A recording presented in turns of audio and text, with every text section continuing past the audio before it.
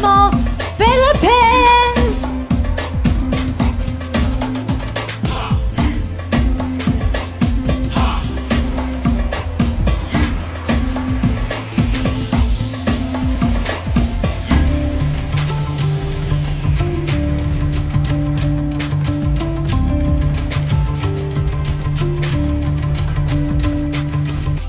So mga kapolitika, yun po ang performance ni Chelsea Fernandez dito pa rin sa nagpapatuloy na Miss Cosmo 2025 Day 10 na sa kailang kompetisyon. So suot-suot po dito ni Chelsea Fernandez yung indigenous cultural dress na sinasabi ay part ng Tiboli tribe or Bilaan dito sa Soc-Sargent, and mostly is matatagpuan ito sila dito sa Lake Cebu.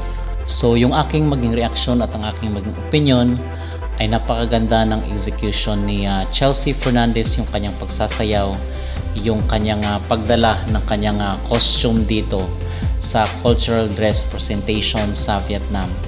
And to think na this is already scored at meron na po itong grade or rating itong pag-execute or pag-perform dito ng mga delegates.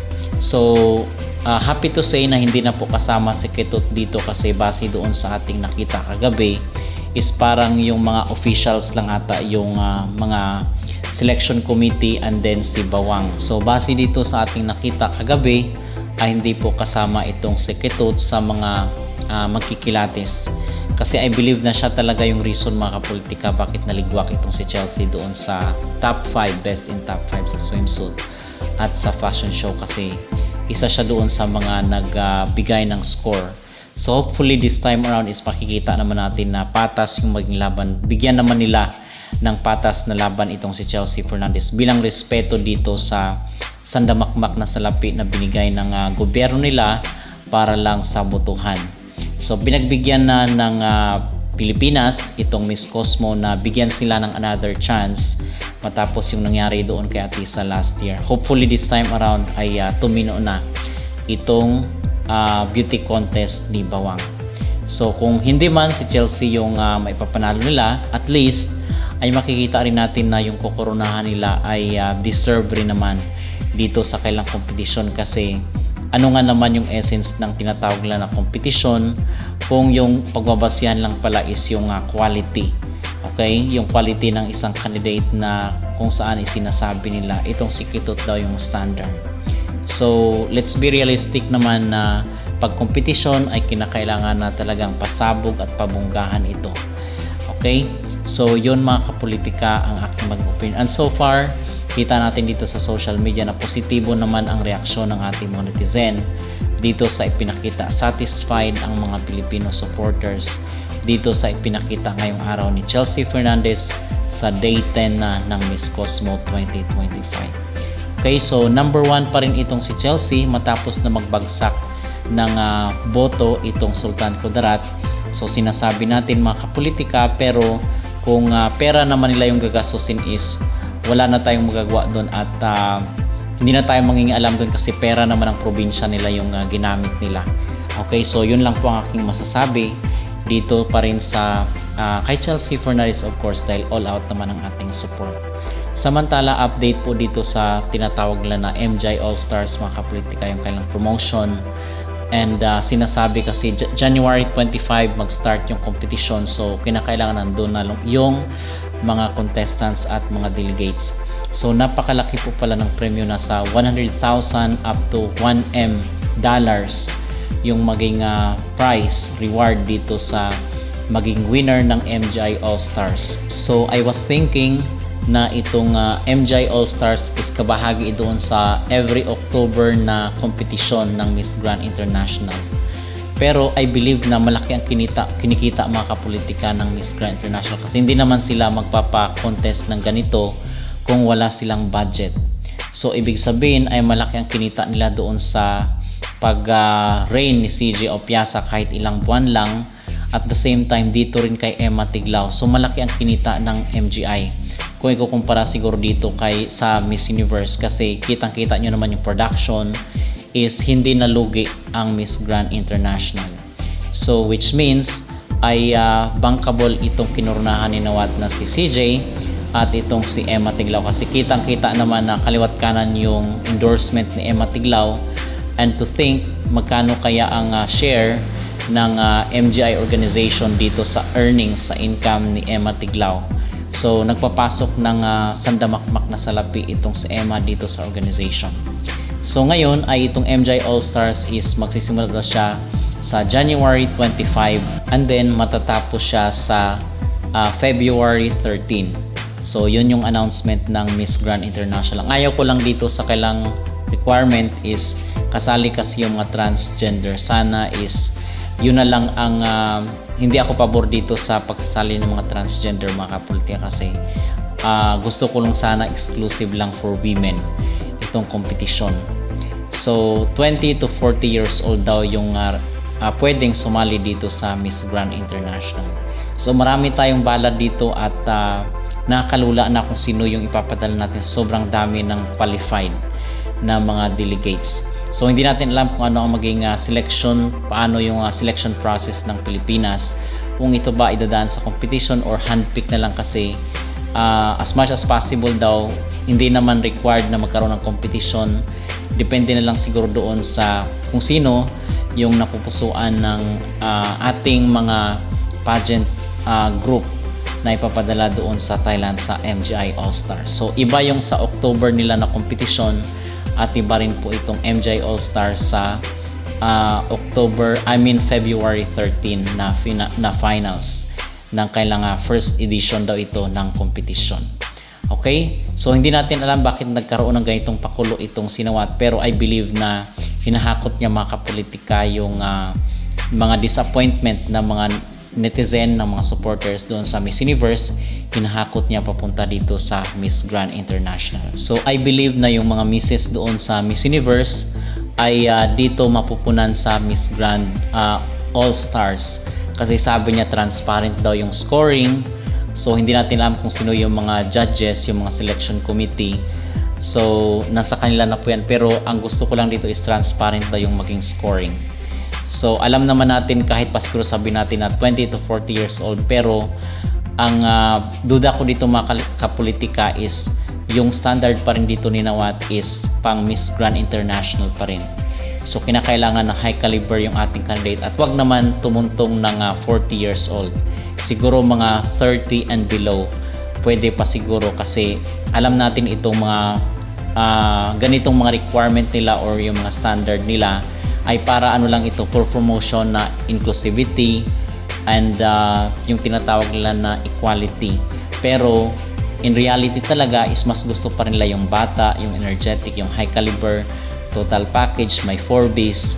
So yun ang dapat na pag-aralan ng Pilipinas, na hindi rin tayo magpadala doon ng basta-basta na lang na kung saan ay hindi pasok sa tinatawag ni Nawat na 4Bs or 5Bs pa ba. So yun po ang aking opinion at ang aking reaksyon dito sa mga kaganapan today. Itong day 10 na dito kay Chelsea Fernandez. Ano po ang inyong mag-reaction mga kapolitika sa naging performance ni Chelsea Fernandez? At ano rin po, sino kaya yung mapalad na ipapadala ng Pilipinas doon sa MGI All-Stars? Mag-comment down below at huwag kalimutang mag-like at mag-subscribe na rin kayo para updated kayo sa ating mga latest issue.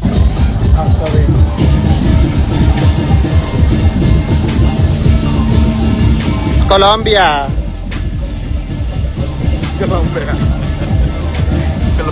Yosa. Wow.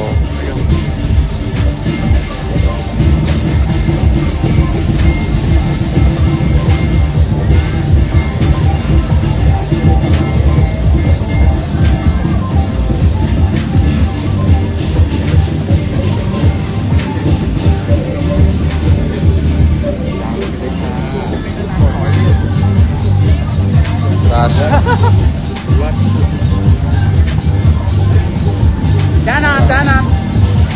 Yan.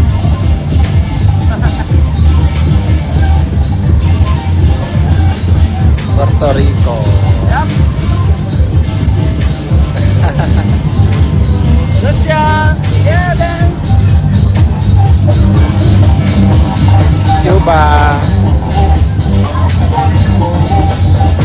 Beautiful. Wow. Gracias.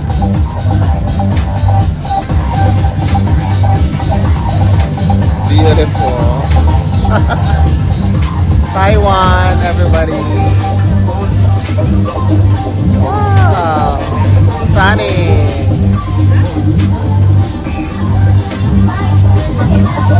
Wow.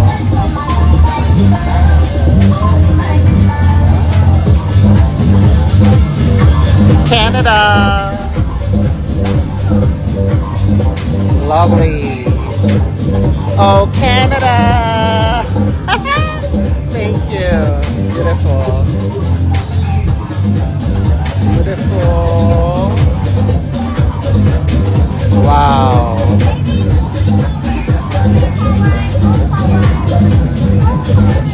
Myanmar. Australia. Wow. Yes. Bangladesh. Tanzania. Gibraltar. Japan. Laos. Oh my God. Beautiful. Pakistan. Stunning. Wow. Nepal. Wow. US Virgin Islands. Stunning. Oh my God. Wow. Yes. Thank you. Beautiful. Thank you. Malta. Yes. Woo. Amazing, Miss Malta. Thank you. Iceland. Hi. Hello.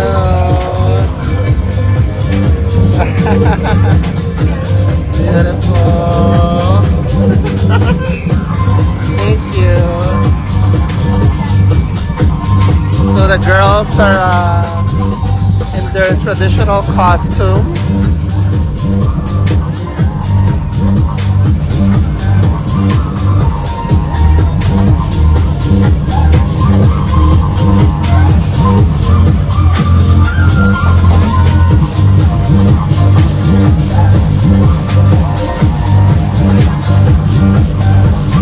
So much beauty.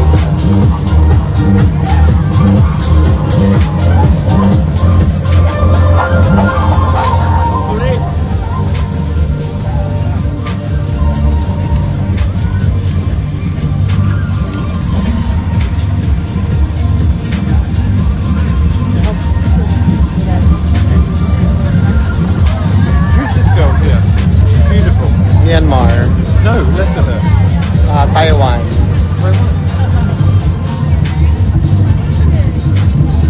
Myanmar, show us your traditional dance. I like that. Wow. Lovely.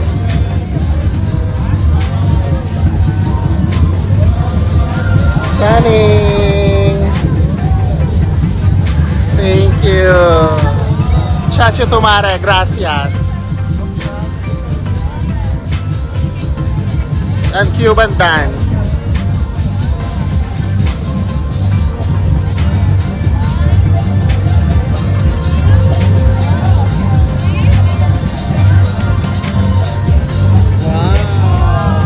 Lovely.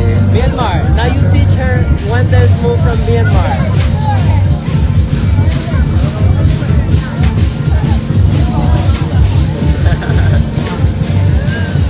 Okay, now Myanmar. Yeah.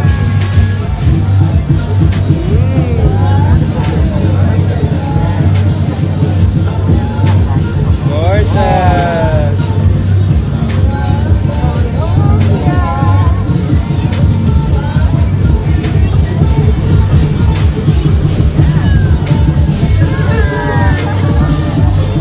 What about Puerto Rico? The dance. like that. Boricua! Wow! Me encanta! Stunning! Thank you! Thank you.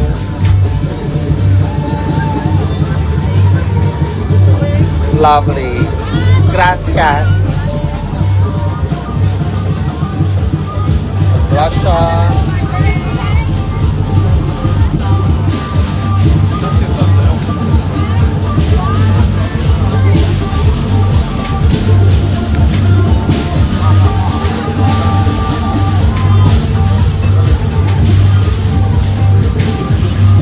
Alat. Okay, let's go.